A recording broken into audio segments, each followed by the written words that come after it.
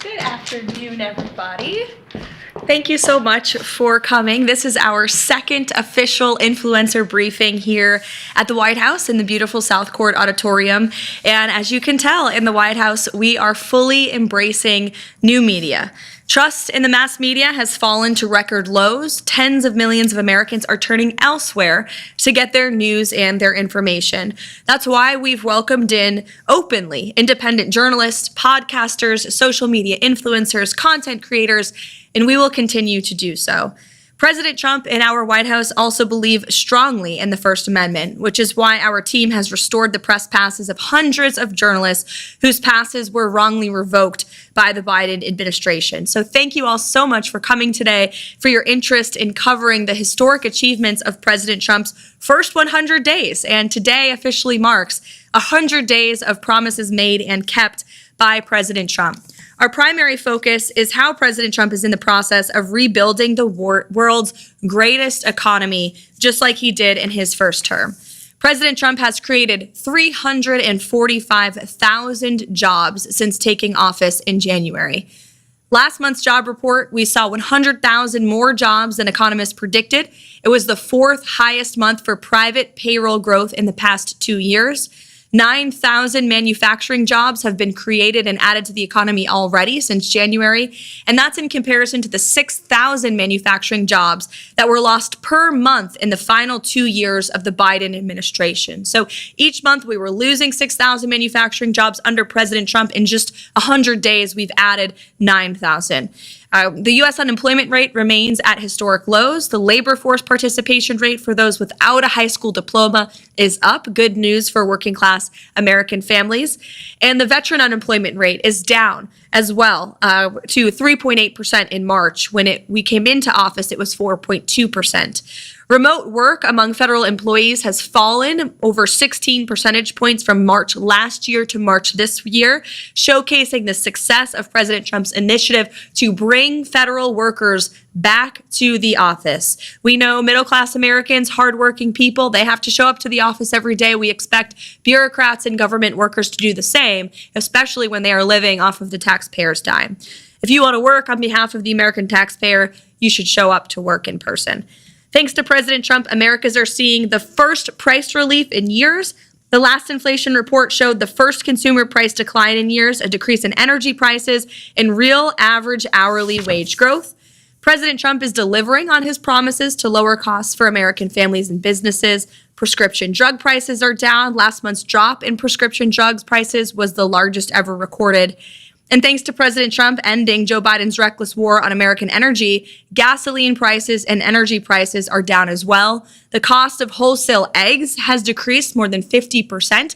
The President Trump inherited a complete mess from the Biden administration, who totally botched their response to the bird flu. They were killing chickens. They were killing our chicken supply in this country, which led to an increase in egg prices. And the president and Secretary Rollins did an incredible job attacking that on day one. On the deregulation front, President Trump is launching the largest deregulation campaign in American history. He has blocked all of the unfinalized Biden-era rules, which has saved us more than $180 billion already.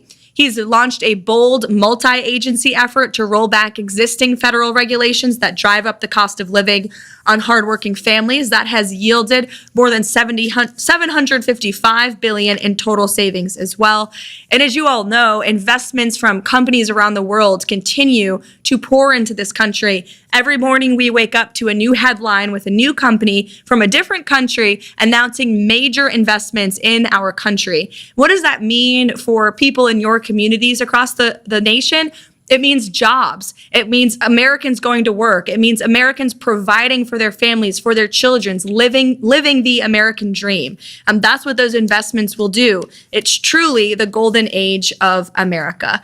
And that's why the president is working so hard to leverage good trade deals around the world. He knows America is the best place in the world to do business. He is using our leverage to negotiate good deals with countries around the world, to onshore manufacturing jobs here, to revitalize our middle class and our manufacturing industry, and also to protect our national security. I don't think any American agrees it's good that China currently supplies and produces our chips, our pharmaceuticals, and our critical industries. We want those things built in the United States of America, and President Trump is the first president in modern times to actually do something about that. So with that said, today is 100 days. There have been so many achievements, not just on the economic front, and the president continues to work very hard on tax cuts as well.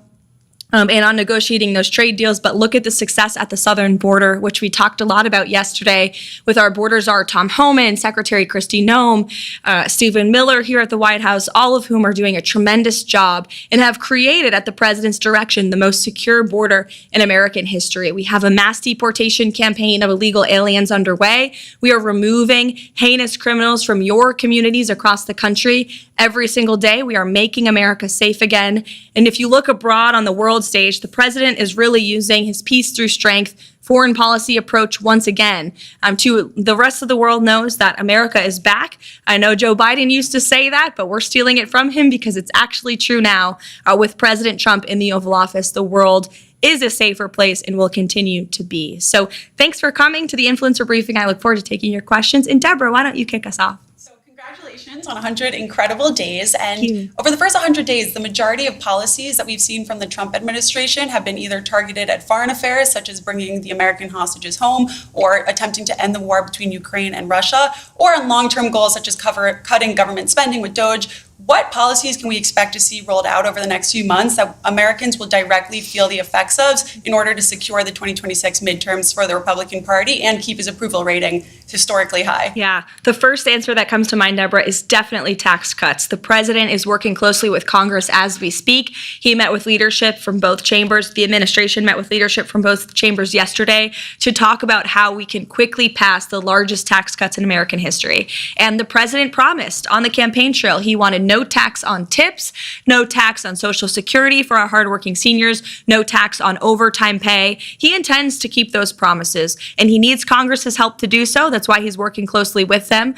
But you look at, again, I talked about the leverage the president uses to negotiate good trade deals around the world, but he uses that leverage right here in Washington as well, on Capitol Hill. He has great relationships with leaders on both chambers, and we are confident that we can pass a massive tax bill which will directly lead to more money in people's pockets right away. Sure, go ahead. Yeah, so the president has really wanted to end the war in Ukraine for a long time now and has been working on that in the first 100 days. We've seen President Zelensky come here, as well as the president meeting with President Zelensky just in the last couple of days. I'm wondering where those talks stand and if the president is optimistic that conflict is going to wrap up shortly. The president is optimistic yet realistic about the incredibly complicated and unfortunate situation happening with Ukraine and Russia. First of all, this is Biden's war. It would have never started if President Trump were in office. There is a reason that Putin did not invade Ukraine when President Trump was in the Oval Office, and it's because, again, President Trump leveraged the power of the United States to warn Putin not to do it. And the president has spoken about that in those direct warnings to the Kremlin that he gave in his first term. Then we had a mentally incompetent president in Joe Biden who didn't even know what day it is, never mind knew how to prevent war. And the entire world took advantage of that and took advantage of America's lackluster leadership abroad. And so we've had this terrible war. The president talks about it all the time. He's briefed on it constantly. There are men dying on the front lines of this. An entire generation is being wiped out. And enough is enough. The president has made it very clear he wants to see this end at the negotiating table, not on the battlefield. He has spoken directly to both sides of this war. He most recently met with President Zelensky at the Vatican when he attended the funeral of Pope Francis. And he remains optimistic that both sides will come together to negotiate peace. There are a lot of complexities on both sides of this war, but so he's realistic about that, but he is optimistic that we are moving in the right direction. And if you just take a step back and look at where we are now, where you have concessions from both sides publicly, where you have ceasefire proposals from both sides. The president's made it clear he wants a permanent ceasefire first, but you actually have the United States talking to Russia. You have the United States talking to the Ukrainians on a daily basis, communicating with both sides.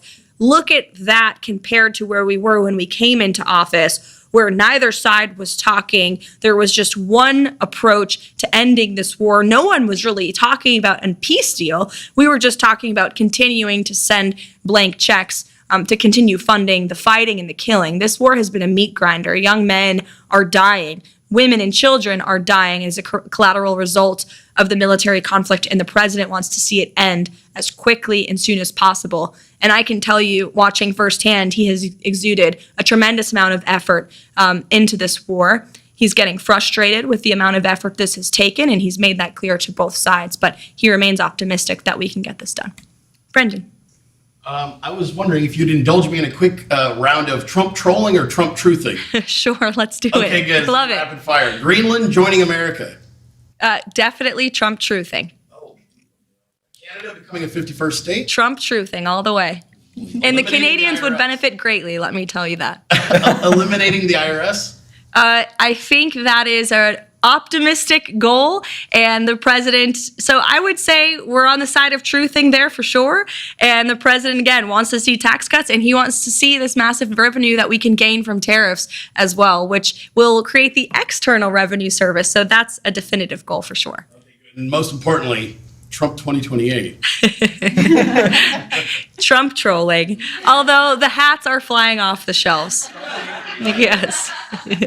Link, go ahead. So one thing I've noticed in the first 100 days is that the White House is crawling with kids. You have a young, beautiful baby boy. There are babies everywhere. There's so many young folks on staff who have kids. But the last 4 years under Joe Biden, parents were really stressed and ravaged. They had to take on 2 or 3 extra jobs. Depression rates were up. Suicide rates were up. You're a very high-profile young mother who seems to juggle and balance it all beautifully. What advice do you have to young parents out there who are starting their careers, having kids, building families, and trying to find that balance so desperately? Yeah, well, it's a great question. And first, to the heart of your premise, it's true. The president has empowered not just me as a young mother in this role, but there are so many new moms and dads on our senior staff in the West Wing, but also across the entire administration. There are working moms and dads who are owing our country public service for President Trump while raising young families. And the president really empowers us to do that. And I commend him for that. He doesn't get enough credit for it.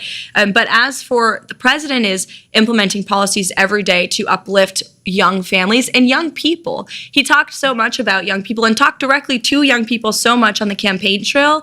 It really, I think, inspires him when he is around young people and a young audience. And he wants to restore the American dream for the next generation, not just our generation of young folks, but our children and our grandchildren. What does that look like? Home ownership, the ability to afford a home, to live, to have a good paying job. That's part of this effort to onshore jobs, because you have an entire generation going to these incredibly expensive and liberal higher education universities, coming out saddled with debt and then unable to get a good paying job. The president wants to put an end to that so that young people can provide for their families and truly live the American dream. So to young people around the country, the president hears you, he sees you, he loves you, and he wants to uplift you. And all of the policies he's implementing every day are to provide a more prosperous and safe and free America for future generations. You're welcome. Sure. Hi, Chris. Nice to meet you. Hi, Caroline. you Thank too. you so much for the time. Sure. Tagging off of Link's question about young people, one of the most pressing challenges for Gen Z right now is the lack of home ownership. As of 2025, I believe the median age is 38 years old of first-time home buyers, which is, a hindrance to starting families for a lot of people. How does the Trump administration plan on tackling this in the next 4 years? It's a major issue. As you mentioned, that's directly impacting young people and young families. And the president is I think tackling it head on already. The reason that homes have become so unaffordable is because of the massive inflation crisis caused by the previous administration. Not just the cost of a home, but everything that goes into building a new home went up and through the roof, right? We also saw mortgage rates reach incredible highs under the previous administration. So a few things. The president wants to bring down the cost of living, which he is already doing, as I mentioned in my opening remarks, which will increase our supply of homes across the country, but he also wants to bring down mortgage rates and interest rates to make it easier for young people and all people to borrow money, to take out those loans, to buy your first home. And so we got to increase the supply, bring down costs, and bring down interest rates and mortgage rates. And by the way, those are all things the president successfully did in his first term. When he left office, inflation was a record low 1.4%. Interest rates, mortgage rates also hit record lows in his first term. So this is a proven economic formula that works. It takes time to get there. We are in the process of the golden age. The president and the admin are slashing regulation every day, cutting red tape, cutting costs, and we need, again, Congress to pass those tax cuts to put more money back in people's pockets so they have greater purchasing power as well. You're welcome. Sure. Teresa Nwuka with Independent Women and WMAL. Oh, great. We love working with the administration to really tout policies that work for families and work for small businesses in this country. Next week is Small Business Week, and I know that the SBA will be, championing all the small businesses, the millions in this country, almost half of which are women-owned. But I'd love to find out what the president feels about independent contractors who are not typical W-2 employees, not 9-to-5 workers, but who hang their own shingle. They're 1099 workers. We saw the Biden administration really try to crack down on that small business entrepreneurial spirit, and we're hopeful that the administration would overturn what the Biden administration did and maybe even work with Congress to pass some lasting changes, codify some lasting changes that would protect, your ability to be self-employed, your ability to be a small business owner. Well, the president is a businessman at heart himself, right? He's a real estate developer, and I think that's a large reason the American people elected him the first time and the second time, because they trust in him. And small businesses are the backbone of our American economy. I come from a small business family myself, and the president knows what small business families need and independent contractors need, entrepreneurs need. You need less government in the way. You need less regulation. You need low energy costs, low taxes, a low cost of living, a low cost of goods. And that's exactly what the president is focused on doing, while simultaneously effectively leveraging tariffs to protect our middle class and our working class and our manufacturing base. You look at our auto industry, think about Michigan. It used to be the heartland of the auto industry of the world. It was the auto capital of the world. And unfortunately, so many of those jobs have gone overseas. And so the president wants to protect good paying jobs here at home and unleash the might of our economy for small business owners. And that includes removing red tape and cutting taxes. And as for independent contractors and what the president would hope to do with Congress, we'll definitely check back in on that and get you an answer, because it's an important question. You're welcome. Sure. Hi, Will Upton, the National Pulse. You kind of gave us an overview of negotiations between Ukraine and Russia 100 days in. What would the next steps look like, though, if we don't reach an agreement by, say, this summer? And also, can you give us an update on the rare earth minerals deal with Ukraine? And is there any kind of response from the administration to Greenlandic Foreign Minister Vivian Motzfeldt and some of her comments about maybe seeking aid with China? Sure. To your first question about the critical minerals deal, the president is confident that will be signed. Ukraine needs to sign it. They should sign it. It's not just good for the United States to recoup the billions of tax dollars we've spent and onshore some of those critical minerals, but certainly it's good for the Ukrainian people when this war is over to rebuild their country. It's an economic partnership between the United States and Ukraine. That's what the president envisions, and he wants Ukraine to sign that deal. He's confident that they will. As for what it would look like later down the road, I don't want to get ahead of the president, obviously, but again, I will reiterate, he's increasingly grown frustrated in the amount of time our Secretary of State recently said, there's not much more time or effort the United States has to give to this effort, and so we need both sides to come to the table to negotiate. As for Greenland, I hadn't seen those comments. If true, I'm sure they are. Certainly an interesting strategy to cozy up to communist China. Greenland needs the United States of America. We subsidize their national security and their defense. And the president has rightfully pointed out the great strategic importance that Greenland serves for not just our national security and economic interests, but for our country and for the world as a whole. And we can't allow Chinese or Russian influence to continue to infiltrate places like Greenland or the Panama Canal, I may add. Into the back. Can you talk about the importance of a stock market all-time high, and, specifically in relation to the midterms? And it seems like a lot of folks, when Trump was elected, they thought that stock market goes up. He really cares about that. He uses it as a measurement of the economy. It's gone down, but it's still up, over the last 12 months or so. So how much of that is playing into some of the economic policy decisions? I think the president has spoken on this. He said the stock market gets yippee, but he doesn't get yippee. He trusts in his economic agenda and formula, obviously. And, Wall Street made out very well in President Trump's first term. President Trump also wants to look out for Main Street and do what's best for both. So I think the president right now, his main focus, what drives him to make decisions is what's best for the working class Americans, for the American worker, for the small business owner, for American families. And he's trying to correct the wrongs of the last several decades, not just the last 4 years with the economic and inflation nightmare caused by the Biden administration, but of the unfair trade practices that have ripped off our country for a very long time. So look, the stock market goes up, it goes down, but President Trump has a goal, he has a vision, and he's remaining very much committed to that. So thank you so much, everybody, for joining today. We're heading off to Michigan tonight for a big rally, so I am sure we'll see all of your amazing creative content on social media later. It's going to be a great speech, and maybe you'll get a Trump dance too. So thank you so much for coming today. It's a pleasure to have you here. Thank you.